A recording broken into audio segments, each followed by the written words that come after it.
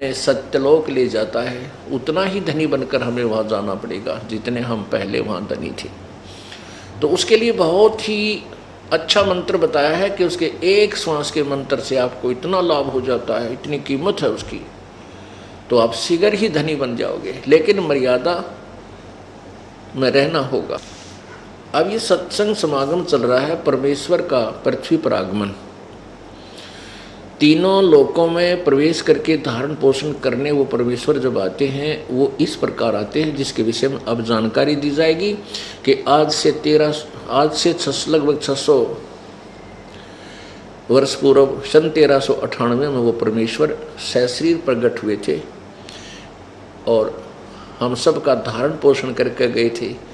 जितने भी 64 लाख शिष्य हुए थे प्रभु के उस समय, उन 64 लाख को भक्ति से परिपूर्ण करके चले गए। यानी इतना करके पार तो हम नहीं हो पाए, क्योंकि हमने परमात्मा पर विश्वास नहीं हुआ। उस समय हम 64 लाख शिष्य थे कबीर जी के। आज से 600 वर्ष पहले भारतवर्ष की जनसंख्या मुश्किल से 4 करोड़ होगी, जिसमें अफगानिस्तान, बलोचिस्तान और गढ़गजनी तक यहाँ पर एक ही देश था। तो उस समय 64 लाख शिष्य और एक संत के हो जाना कोई बालकों का खेल नहीं है। 64 लाख, ना कोई मीडिया था, ना कोई प्रचार प्रसार का माध्यम था, क्योंकि वो समर्थ शक्ति थी। एक दिन में 1000 जगह प्रकट होकर के अपने प्रचार कर दिया करते थे, और जो भी मालिक के चरणों में आता था उसको सुख हो जाता था, उसके कष्ट निवारण हो जाते थे, फिर वो गुण गाता रहता था। इस प्रकार 64 लाख शिष्य प्रभु के हुए थे। वो परमात्मा अतिथि रूप में आता है। अतिथि का अर्थ होता है जिसके आने की तिथि पूर्व निर्धारित ना हो, अचानक आ जावे, और वो कुछ ही दिन का मेहमान होता है। तो ऐसे परमेश्वर अचानक आते हैं और कुछ दिन संसार में रह करके एक जनसाधारण जैसी भूमिका करके वो सहशरीर चले जाते हैं। प्रत्येक युग में वो ऐसी ही लीला किया करते हैं। उसी के विषय में यजुर्वेद अध्याय नंबर 5 के मंत्र नंबर 1 में स्पष्ट किया है कि वो परमात्मा, हे परमेश्वर, आप सहशरीर हैं, आप तेजो में शरीर युक्त हैं। क्योंकि अग्नि परमेश्वर का अर्थ है तेजो में शरीर युक्त परमेश्वर। परमेश्वर का जो शरीर है वो तेज पुंज का है, नूर का है। अब जैसे हमारा शरीर 5 तत्वों से मिलकर बना है, और इसमें 5 तत्व कहीं नजर नहीं आते, कितना सुंदर कैसा बन गया। ऐसे ही एक नूर तत्व से वहाँ शरीर बनता है, जो ऐसनाविरम अकायम शुक्रम अकायम ऐसनाविरम। वो तेज पुंज का शरीर जो है उसमें नाड़ी नहीं होती, और माता पिता के योग से वो शुक्रम से नहीं बनता। तो वो शरीर हम सभी का वहाँ सतलोक में था। हमने अपनी नालायकी से, अपनी वीकनेस के कारण हम परमात्मा से दूर हुए।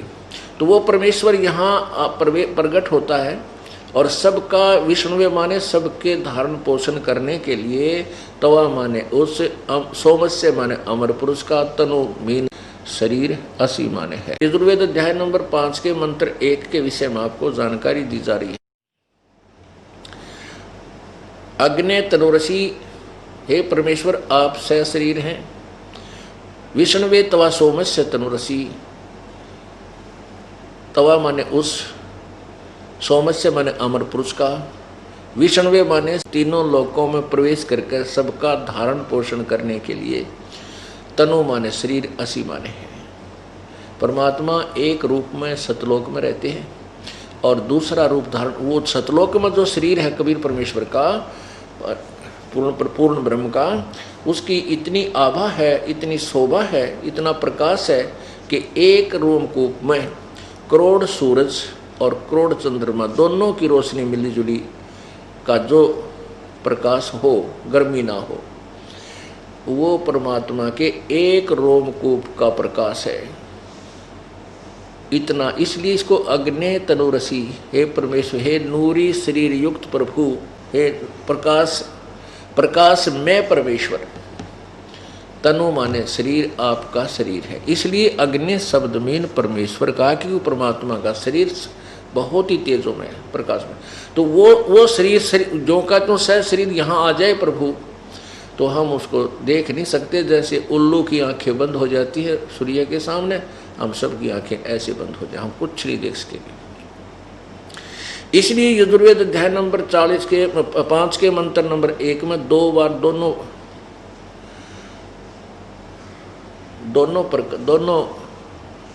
शरीर के दोनों रूप के शरीर के विषय में यजुर्वेद हमें बता रहा है कि वो परमात्मा जब तीनों लोकों में प्रवेश करके करता है, आता है, सबका धारण पोषण करता है, उसके लिए भी उनका शरीर है। और वो अतिथि रूप में आता है। वही अतिथि रूप में प्रकट परमात्मा सबका पूज्य है, सबको पूजने योग्य है, वो परमात्मा ही होता है। इसी के विषय में कल प्रसंग चल रहा था कि इन अज्ञानी ऋषियों ने और गुरुओं ने, अनाड़ियों ने, जिनको ना तो वेदों का ज्ञान था, ना श्रीमद् भगवद गीता का ज्ञान था, ना पुराणों का ज्ञान था, दुनिया को भ्रमित कर दिया। केवल एक संस्कृत भाषा जानते थे, और वो संस्कृत भाषा तो जानते थे और सभी सद्ग्रंथ संस्कृत भाषा के अंदर ही लिपिबद्ध थे, लेकिन वो उस ज्ञान को नहीं समझ सके, क्योंकि सतगुरु बिन काहू न पाया ज्ञाना, जो थोथा वो छड़े मूड किसाना। गुरु बिन वेद पढ़े जो प्राणी, और समझे ना सार रहे अज्ञानी। कल यही प्रसंग था कि सतगुरु के बिना वेदों को नहीं समझा जा सकता। जैसा कि आपने कल श्री देवी मद भागवत पुराण में 414 पृष्ठ पर देखा, उसमें लिखा था कि सतयुग में ऋषिजन वेदों के पारगामी विद्वान होते थे। पारगामी माने कति तत्व से जानने वाले, और वो देवी की पूजा किया करते थे। अब तेरा भला वही हो, वो पारगामी विद्वान यानी 1 नंबर के, और वो इन्हों के बड़े अच्छी तरह समझते हुए थे वेदों को, और देवी की पूजा करा करते। और देवी कह रही है कि मैं उस भगवान की पूजा करो, ब्रह्म की, उसी को उद्देश्य मानकर चलो, और दूसरे का उद्देश्य मत रखो। कल आपने ये भी देखा कि भगवान विष्णु जी खुद कह रहे हैं कि मैं तो सारा दिन, मैं अधिकतर ध्यान मेडिटेशन करता हूँ, हठ योग, और दुर्गा का ध्यान लगाता हूँ, और मेरी जानकारी में इस देवी से ऊपर कोई भगवान नहीं है, कोई देवता नहीं।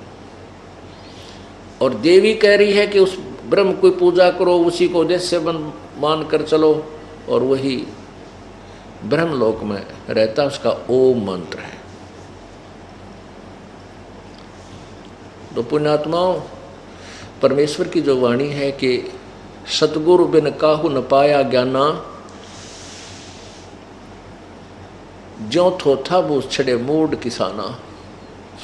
सतगुरु बिन वेद पढ़े जो प्राणी, और समझे ना सार रहे अज्ञानी।